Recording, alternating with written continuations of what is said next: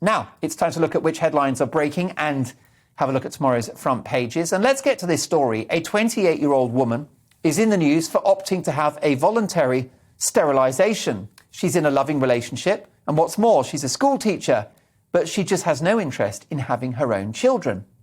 So this got us to thinking times seem to be changing. And is it such a bad thing not to have kids? What do you think about this, Sajeela? Is this woman selfish for not having kids? I think it's a personal choice, but at 28, gosh, that's really young. And I think maybe, like, she's in a loving relationship, she's working at a school, maybe the kids are annoying her at school, and she's also mentions that there's lots of kids in her family.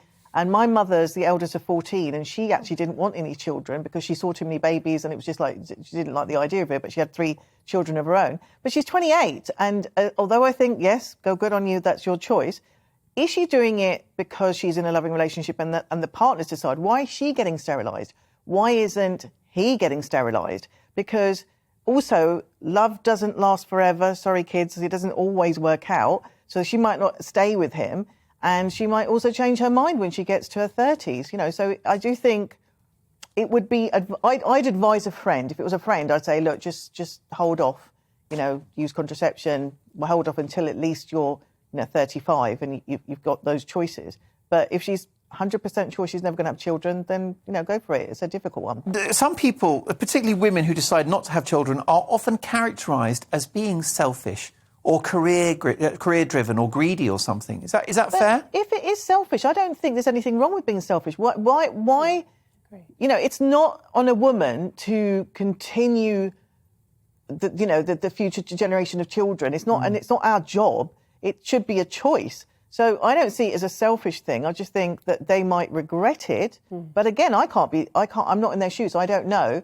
I know that when I was hitting, going towards, when I was 28, I was like, I need to have a baby now. So I got married and had a baby. I think it's a personal choice, but I do think let's get rid of the stigma that it's a selfish thing, because, actually, it probably is a bit selfish, but what's wrong with actually wanting what you want? Renee, you are a GP, so I'm sure this is an issue you grapple with on a regular basis. Does this woman need this procedure if she has decided she doesn't want children? No, of course not, because contraception is widely available and free. And yes, there are failure rates, but they are minuscule. I think over the last 10 years, I've seen one woman fail on contraception. So usually, if they're used correctly, they're at 99 point something. They work. So yes, there is a tiny, tiny risk always of it failing. But actually, sterilisation can probably fail too.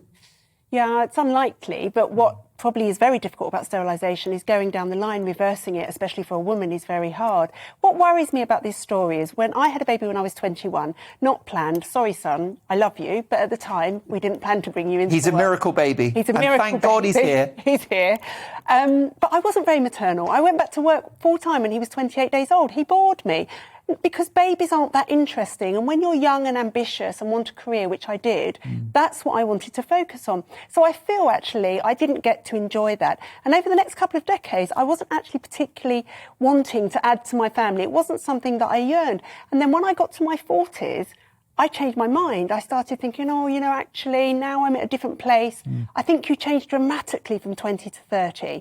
I don't think I even knew who I was until I was in my 30s. And then I was lucky enough to have another child when I was 50.